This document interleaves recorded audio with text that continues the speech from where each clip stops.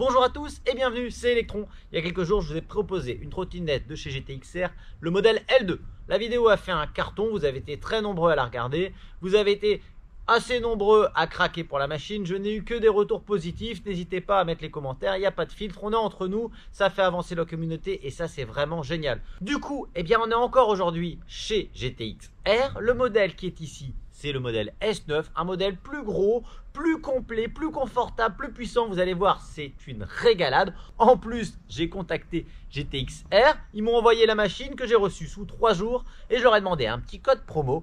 Et avec le code Electron, vous aurez en plus de votre machine une pompe électrique. Vous le savez, j'arrête pas de vous répéter. Le gonflage, c'est hyper important. Dès qu'on sort la machine du carton. Et puis, une fois par mois. Mais avant de commencer, il y a une chose très importante, celle de foncer, vous abonner et d'activer la cloche pour rater aucune de mes vidéos. Et si vous voulez vraiment me soutenir, eh bien vous rajoutez encore le commentaire et le pouce en l'air. Et là les amis, là franchement j'ai la banane et je peux envoyer gentiment mon générique. Alors on est parti, ouverture du carton et là pour une fois j'ai une trotte qui n'est pas totalement montée. Il faudra monter la colonne, je vais vous montrer. Mais en tout cas, j'ai reçu un carton dans un parfait état, une trottinette parfaitement bien emballée. On voit là, j'ai la partie colonne, la partie roue avant, la partie centrale avec le deck.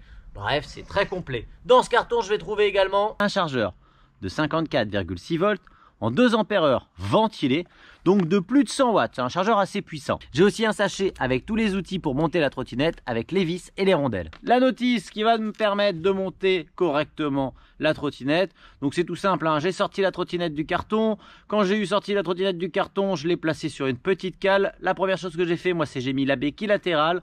Ensuite, j'ai placé l'axe de la roue avant. J'ai placé les rondelles, la première en aluminium, les 2 rondelles transparentes en caoutchouc.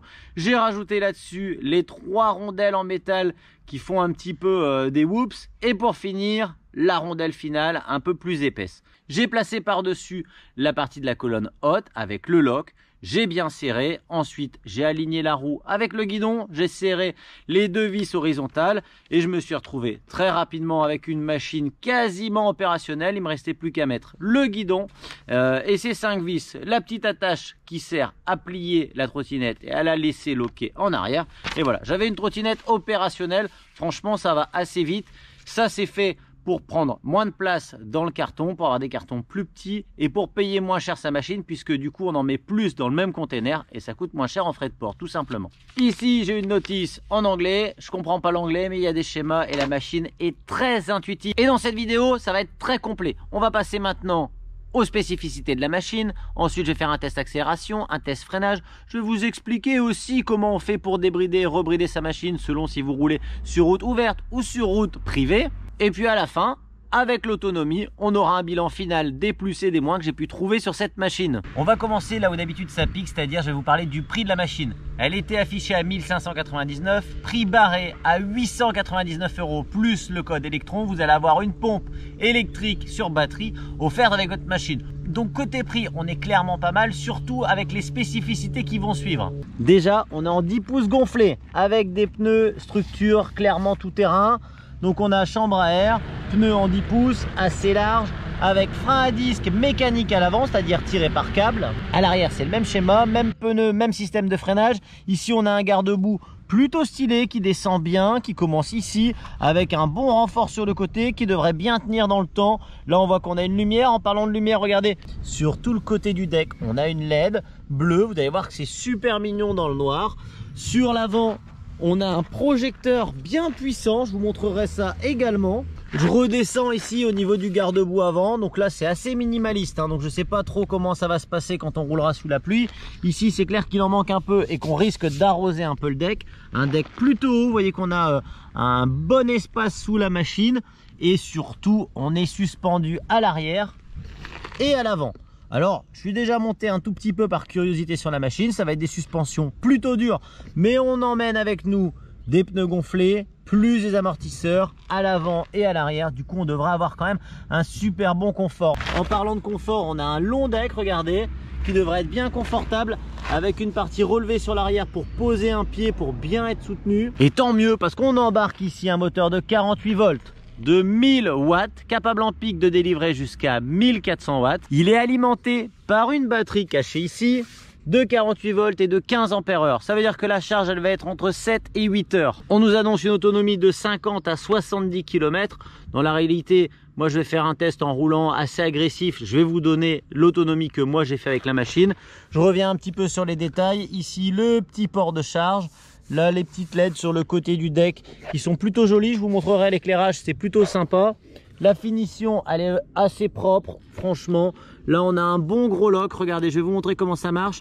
Ici, on a une petite barre qui va venir soutenir la colonne. Et la colonne, on vient tout simplement la cliquer ici à l'arrière du deck. On se retrouve avec une machine qui est bien équilibrée, pas si lourde. Je vais vous la peser, je vous affiche le poids. Allez, pour le dépliage, ça va vite aussi. Je pousse un peu sur la colonne, je la remonte. Ici, je viens clipser l'avant. Et voilà, il n'y a pas de jeu. J'ai fait un petit test, il n'y a pas de jeu dans la colonne, il n'y a pas de jeu dans le guidon.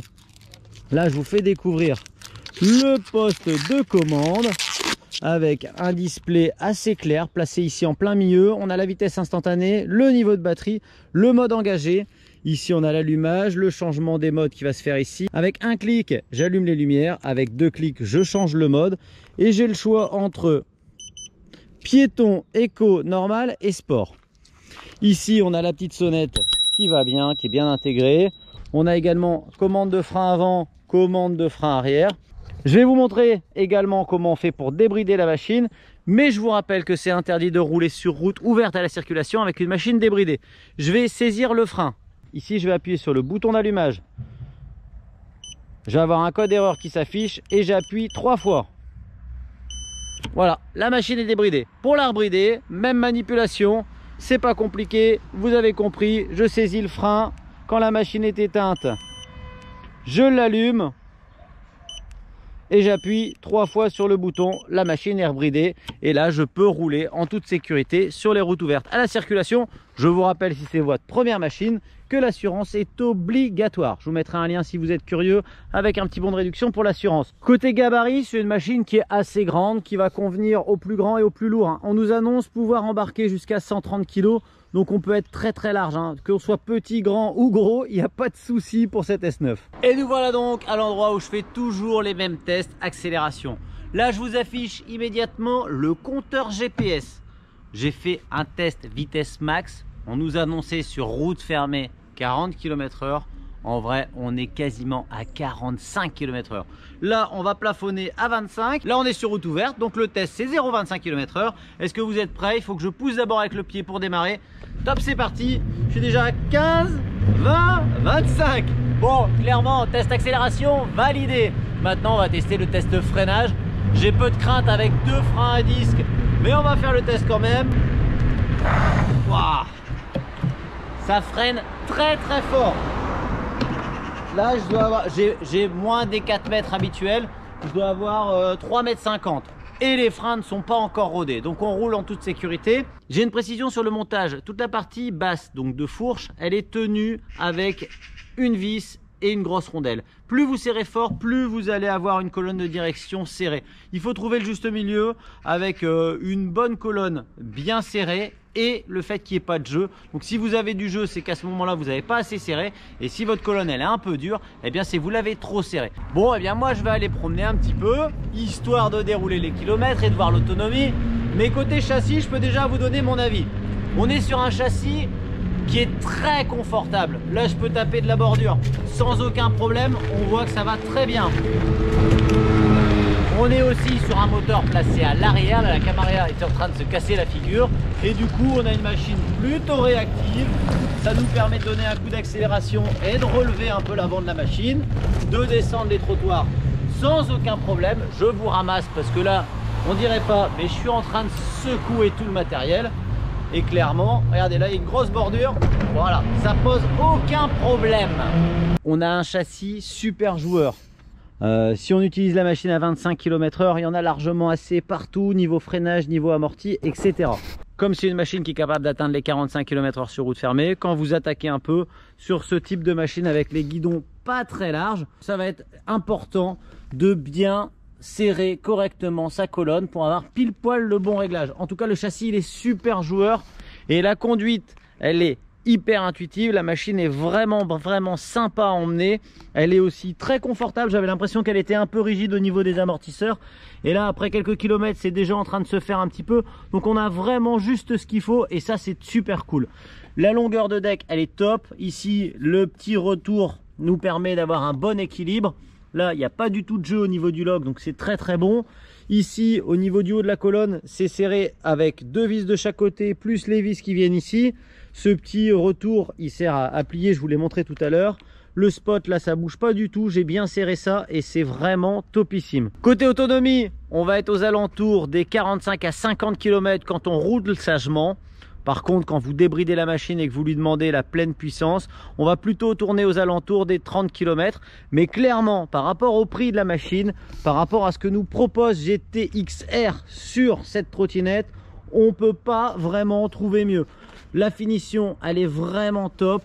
La puissance, elle est clairement bonne. Elle va pouvoir emmener n'importe qui sur n'importe quelle montée. On sent bien qu'on est sur un châssis plutôt typé tout terrain, plutôt tout chemin.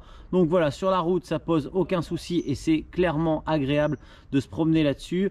On peut partir pour pas mal de bornes, elle n'est pas fatigante du tout, elle est même plutôt reposante. Et quand on veut attaquer un peu, le fait d'avoir le moteur à l'arrière d'une puissance, voilà, c'est pas une Dualtron, mais on a une puissance qui est largement raisonnable et surtout largement au-dessus des modèles de base comme la L2 et ce genre de type de machine. On a plus de 1000 watts à l'arrière. Et du coup ce combo là il est clairement parfait. Et côté look, eh bien moi j'ai envie de vous dire, elle est vraiment jolie. Que ce soit de jour ou de nuit, je trouve qu'elle tire largement son épingle du jeu. Allez, si je voulais critiquer un peu, moi j'aurais préféré un truc un peu plus moderne, peut-être un peu plus agressif. J'aurais aimé un guidon un peu plus large. Mais alors clairement, pour le prix, on a une machine clairement bien aboutie. Je ne l'ai pas dit, mais elle est IPX5. Ça veut dire qu'elle va résister aux éclaboussures, à un petit peu de pluie. Moi, personnellement, je vais rouler dans l'eau. J'ai peu de crainte parce que je trouve que c'est vraiment bien fini partout. Je vois pas trop d'endroits où l'eau pourrait rentrer. On n'a pas vraiment de câble apparent. Tout est bien fermé ici. On voit que c'est passé assez intelligemment. Donc, j'ai plutôt du positif à dire sur cette machine. Et les gros positifs que je vais avoir, c'est un moteur placé à l'arrière assez joueur, assez puissant. Une partie cycle super confortable. On va regarder quand même en dessous vite fait. C'est aussi très bien refermé. La partie cycle, bon ça reste du plastique, mais vraiment bien moulé. On voit qu'il n'y a pas de jeu, que rien ne bouge. Tout a l'air bien solide. Vous voyez, quand je vous disais les câbles sont bien passés, tout est très propre. Mais j'ai l'impression qu'on a le petit caoutchouc qui va bien à la sortie du câblage. Et voilà, dans la globalité, je vous dis un montage vraiment irréprochable. Allez, si on titille un peu la bestiole, voilà, ici il manque un demi-cache, peut-être pour cacher ce boulon là, mais franchement là c'est du chipotage. Et du coup, son point très fort, c'est qu'on a tout ça pour 899 €. Et si vous voulez la pompe en cadeau, vous rajoutez le code Electron. Et du coup, vous pourrez faire la pression de votre pneumatique. Et ça, j'arrête pas de vous le dire, c'est hyper important. C'est la première chose à faire pour avoir une bonne autonomie, pour avoir une bonne longévité des pneus, etc. etc. Le lien de cette S9, eh bien, il est en description, juste en dessous de la vidéo. C'est déjà la fin de cette vidéo. Vous avez passé un excellent moment. Vous avez découvert une excellente trottinette. Eh bien, ça tombe bien parce que j'en ai plein d'autres. Alors, on s'abonne, on like, on active la cloche, on met le pouce en l'air. Je vous dis à tous à très bientôt. Je vous souhaite comme d'habitude de bons rides.